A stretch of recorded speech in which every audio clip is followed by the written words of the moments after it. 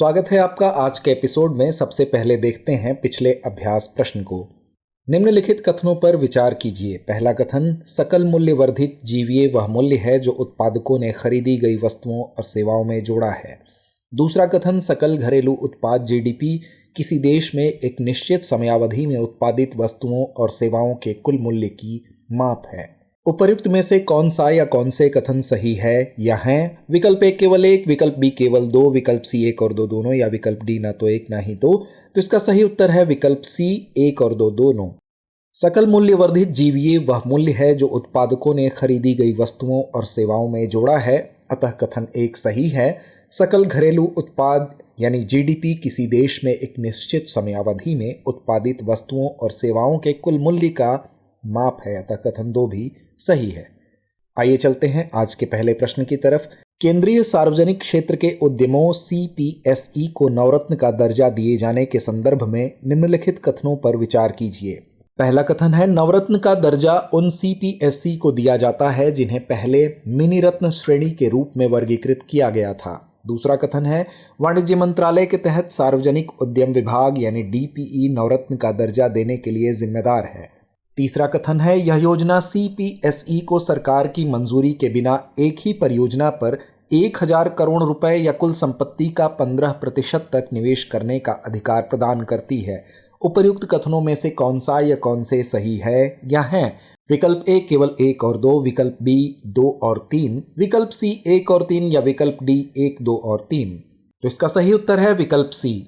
नवरत्न दर्जा तुलनात्मक लाभ वाले सीपीएसई की पहचान करने और उन्हें वैश्विक दिग्गज बनने में सहायता करने के लिए वर्ष 1997 में लॉन्च किया गया। नवरत्न वर्गीकरण उन सरकारी स्वामित्व वाली कंपनियों को दिया जाता है जिन्हें पहले उनके उत्कृष्ट वित्तीय और बाजार प्रदर्शन के लिए मिनी रत्न श्रेणी 1 के रूप में वर्गीकृत किया गया था, अतः कथन एक सही है। वित्त मंत्रालय का सार्वजनिक उद्यम विभाग यानी डीपीई कंपनियों को नवरत्न का दर्जा देने के लिए जिम्मेदार है, अतः कथन दो सही नहीं है। नवरत्न दर्जे के लाभ की बात करें तो इसे वित्तीय और परिचालन संबंधी स्वतंत्रता मिलती है तथा यह सरकार की मंजूरी के बिना किसी एक परियोजना पर 1000 करोड़ रुपए या अपनी कुल संपत्ति का 15% तक निवेश करने का अधिकार देता है, अतः कथन 3 सही है। उन्हें संयुक्त उद्यम स्थापित करने, गठबंधन बनाने तथा विदेश में सहायक कंपनियां स्थापित करने की भी स्वतंत्रता होती है। अगला प्रश्न है, अरब सागर में चक्रवातों के संदर्भ में निम्नलिखित कथनों पर विचार कीजिए। पहला कथन है, चक्रवात गर्म समुद्री जल के ऊपर उत्पन्न होते हैं जहां नम वायु ऊपर की ओर उठती है जिससे कम दाब वाली प्रणाली बनती है जो कोरियोलिस प्रभाव के कारण तीव्र हो जाती है। दूसरा कथन है, अरब सागर में आने वाले चक्रवात बंगाल की खाड़ी की तुलना में कम तीव्र होते हैं। तीसरा कथन है, भारत द्वारा नामित चक्रवात असना अरब सागर में सबसे हालिया चक्रवाती तूफान है। उपर्युक्त कथनों में से कौन सा या कौन से सही है या हैं? विकल्प ए केवल 1 और 2, विकल्प बी 2 और 3, विकल्प सी 1 और 3, या विकल्प डी 1, 2 और 3। तो इसका सही विकल्प विकल्प ए है। वर्ष 1891 के बाद से अगस्त में अरब सागर में केवल 3 चक्रवाती तूफान आए हैं, जिनमें सबसे हालिया 2023 से पहले वर्ष 1976 में आया था। चक्रवात गर्म समुद्री जल के ऊपर उत्पन्न होते हैं जहां नम वायु ऊपर की ओर उठती है जिससे कम दाब वाली प्रणाली बनती है, अतः कथन एक सही है। यह प्रणाली कोरियोलिस प्रभाव के कारण तीव्र हो जाती है जिससे तेज वायु के साथ एक घूर्णनशील तूफान निर्मित होता है। अरब सागर में आने वाले चक्रवात बंगाल की खाड़ी की तुलना में कम तीव्र होते हैं, अतः कथन दो सही है। पाकिस्तान द्वारा नामित चक्रवात असना का अर्थ है स्वीकार या प्रशंसा करने योग्य, अतः कथन 3 सही नहीं है। चक्रवातों का नामकरण सदस्य देशों द्वारा प्रस्तुत सुझावों की सूची में से नाम चुने जाते हैं। नाम प्रायः आक्रामक न होकर उच्चारण में आसान, सांस्कृतिक रूप से प्रासंगिक होते हैं। अगला प्रश्न है, निम्नलिखित कथनों पर विचार कीजिए। पहला कथन है, न्यूनतम समर्थन मूल्य यानी एमएसपी कृषि लागत और मूल्य आयोग यानी सीएसीपी की सिफारिशों पर आधारित है। दूसरा कथन है, भारत के वित्त मंत्री की अध्यक्षता वाली मंत्रिमंडलीय आर्थिक समिति यानी सीसीईए एमएसपी के स्तर पर अंतिम निर्णय देती है।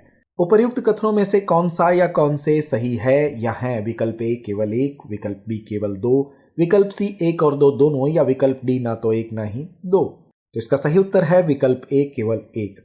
न्यूनतम समर्थन मूल्य यानी एमएसपी कृषि लागत और मूल्य आयोग सीएसीपी की सिफारिशों पर आधारित है, जो उत्पादन की लागत, मांग एवं आपूर्ति, बाजार मूल्य के रुझान, अंतर फसल मूल्य समता आदि जैसे विभिन्न कारकों पर विचार करता है। अतः कथन एक सही है।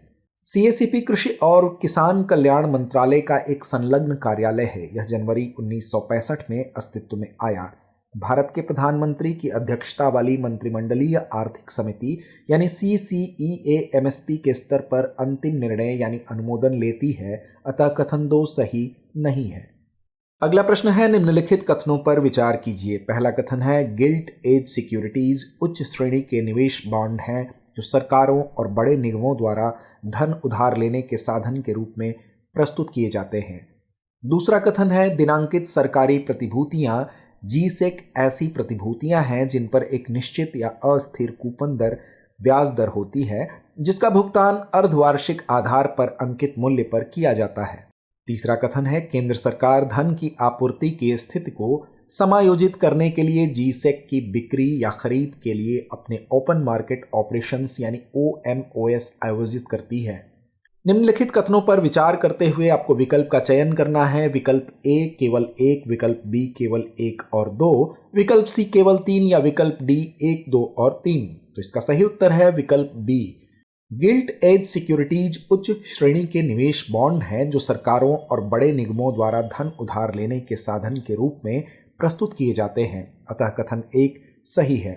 दिनांकित सरकारी प्रतिभूतियां यानी जीसेक ऐसी प्रतिभूतियां हैं जिन पर एक निश्चित या अस्थिर कूपन दर यानी ब्याज दर होती है, जिसका भुगतान अर्धवार्षिक आधार पर अंकित मूल्य पर किया जाता है। अतः कथन दो सही है। सामान्यतः दिनांकित प्रतिभूतियों की अवधि 5 वर्ष से 40 वर्ष तक होती है।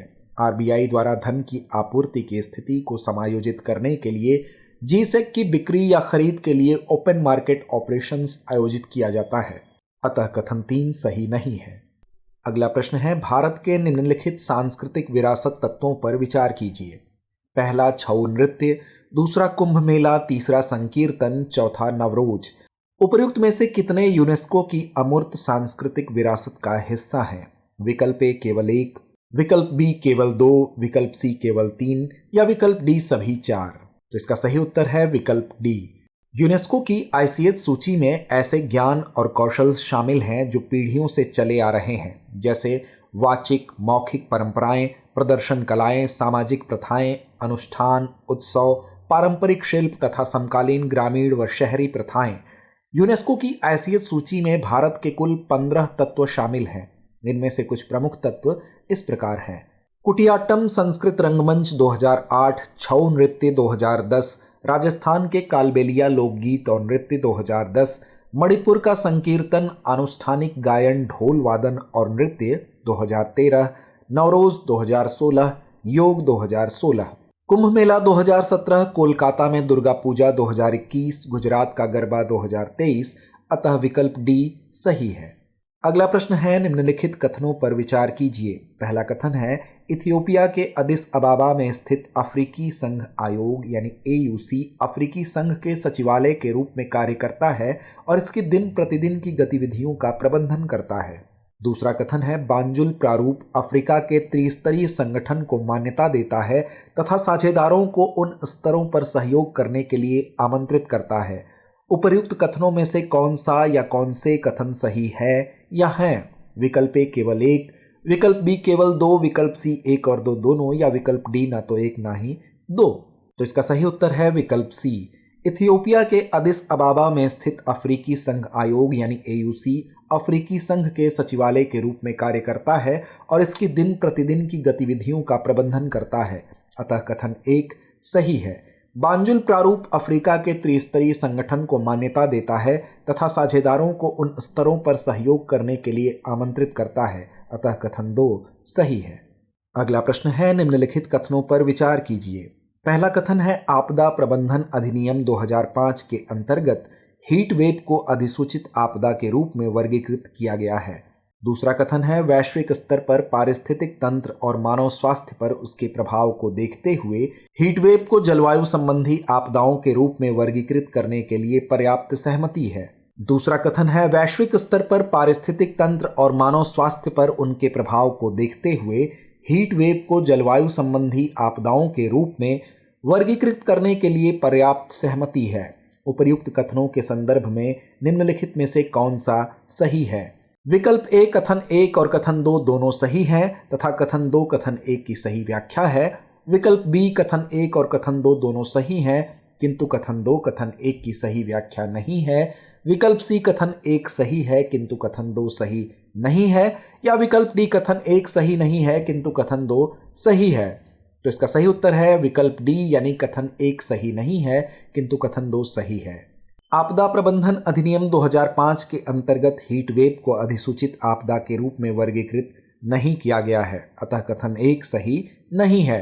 वैश्विक पारिस्थितिक तंत्र और मानव स्वास्थ्य पर उसके प्रभाव को देखते हुए हीट वेव को जलवायु संबंधी आपदाओं के रूप में वर्गीकृत करने के लिए पर्याप्त सहमति है, अतः कथन 2 सही है। अतः विकल्प डी सही है क्योंकि कथन 1 सही नहीं है किंतु कथन 2 सही है। अगला प्रश्न है निम्नलिखित कथनों पर विचार कीजिए। पहला कथन सिंगापुर अपने मजबूत ऐतिहासिक संबंधों, आर्थिक संपर्कों और क्षेत्रीय स्थिरता एवं विकास के पारस्परिक लक्ष्यों के कारण भारत की एक्ट ईस्ट नीति में महत्वपूर्ण स्थान रखता है। दूसरा कथन है सिंगापुर के साथ राजनयिक संबंध स्थापित करने वाले पहले देशों में एक भारत के द्विपक्षीय संबंध गुटनिरपेक्ष आंदोलन के समय से ही हैं। तीसरा कथन है द्वीप राष्ट्र ने हिंद महासागर में सूर्य किरण जैसे संयुक्त नौसैनिक अभ्यासों के माध्यम से क्षेत्रीय समुद्री सुरक्षा में भारत की बढ़ती भूमिका का निरंतर समर्थन किया है। उपर्युक्त में से कितने कथन सही है या हैं? विकल्प ए केवल 1, विकल्प बी केवल 2, विकल्प सी सभी 3 या विकल्प डी कोई भी नहीं। तो इसका सही विकल्प है विकल्प बी। सिंगापुर अपने मजबूत ऐतिहासिक संबंधों, आर्थिक संपर्कों और क्षेत्रीय स्थिरता एवं विकास के पारस्परिक लक्ष्यों के कारण भारत की एक्ट ईस्ट नीति में महत्वपूर्ण स्थान रखता है, अतः कथन 1 सही है। अगला प्रश्न है भारतीय नागरिक सुरक्षा संहिता यानी BNSS की धारा 479 के संबंध में निम्नलिखित कथनों पर विचार कीजिए। पहला कथन है भारतीय नागरिक सुरक्षा संहिता यानी BNSS की धारा 479 का उद्देश्य कैदियों की अनावश्यक और लंबे समय तक हिरासत को रोकना है। दूसरा कथन है सर्वोच्च न्यायालय ने हाल ही में इसे सभी विचाराधीन कैदियों पर लागू कर दिया है जिनमें 1 जुलाई 2024 को नए आपराधिक कानून लागू होने से पहले के मामले भी शामिल हैं। उपर्युक्त कथनों में से कौन सा या कौन से सही है या हैं? विकल्प ए केवल 1, विकल्प बी केवल 2, विकल्प सी 1 और 2 दोनों या विकल्प डी ना तो 1 ना ही 2। तो इसका सही उत्तर है विकल्प सी। भारतीय नागरिक सुरक्षा संहिता यानी BNSS की धारा 479 का उद्देश्य कैदियों की अनावश्यक और लंबे समय तक हिरासत को रोकना है, अतः कथन 1 सही है।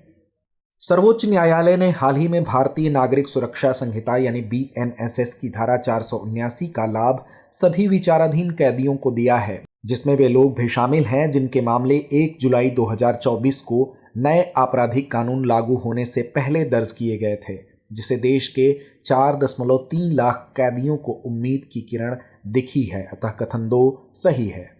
अगला प्रश्न है निम्नलिखित कथनों पर विचार कीजिए। पहला कथन है SA 600 के तहत मुख्य लेखा परीक्षक किसी अन्य फर्म द्वारा किए गए कार्य के लिए जिम्मेदार हुए बिना सहायक लेखा परीक्षा डेटा का उपयोग कर सकता है। दूसरा कथन है राष्ट्रीय वित्तीय रिपोर्टिंग प्राधिकरण यानी NFRA ने लेखांकन नियम SA 600 में संशोधन का प्रस्ताव दिया है ताकि मूल कंपनी के लेखा परीक्षक को सहायक कंपनी के लेखा परीक्षक के काम के लिए जिम्मेदार ठहराया जा सके। उपर्युक्त कथनों के संदर्भ में निम्नलिखित में से कौन सा सही है? विकल्प ए कथन 1 और कथन 2 दोनों सही हैं तथा कथन 2 कथन 1 की सही व्याख्या है। विकल्प बी कथन 1 और कथन 2 दोनों सही हैं किंतु कथन 2 कथन 1 की सही व्याख्या नहीं है। विकल्प सी कथन 1 सही है किंतु कथन 2 सही नहीं है। विकल्प डी कथन 1 सही नहीं है किंतु कथन 2 सही है। तो इसका सही उत्तर है विकल्प बी। SA 600 के तहत मुख्य लेखा परीक्षक किसी अन्य फर्म द्वारा किए गए कार्य के लिए जिम्मेदार हुए बिना सहायक लेखा परीक्षा डेटा का उपयोग कर सकता है, अतः कथन 1 सही है। राष्ट्रीय वित्तीय रिपोर्टिंग प्राधिकरण यानी NFRA ने लेखांकन नियम SA 600 में संशोधन का प्रस्ताव दिया है ताकि मूल कंपनी के लेखा परीक्षक को सहायक कंपनी के लेखा परीक्षक के काम के लिए जिम्मेदार ठहराया जा सके। अतः कथन 2 सही है। अतः विकल्प B सही है क्योंकि कथन 1 और कथन 2 दोनों सही हैं, किंतु कथन 2 कथन 1 की सही व्याख्या नहीं है। आइए अंत में नोट करते हैं आज का अभ्यास प्रश्न। लोक अदालत के संबंध में निम्नलिखित कथनों पर विचार कीजिए। पहला कथन है, लोक अदालतें औपचारिक, स्वैच्छिक और सुलहनीय विवाद समाधान मंच हैं तथा इन्हें विधिक सेवा प्राधिकरण अधिनियम 1987 के तहत वैधानिक समर्थन प्राप्त है। दूसरा कथन है, यह वैकल्पिक विवाद समाधान यानी ADR प्रणाली का एक घटक है जो आम लोगों को अनौपचारिक, सस्ता और त्वरित न्याय प्रदान करता है। उपर्युक्त कथनों में से कौन सा या कौन से सही नहीं है? विकल्प A केवल 1, विकल्प B केवल 2, विकल्प C 1 और 2 दोनों, या विकल्प D ना तो 1 ना ही 2। डियर व्यूअर्स, अपने एग्जाम की तैयारी को और बेहतर करने के लिए हमारे चैनल को लाइक, शेयर और सब्सक्राइब करना न भूलें।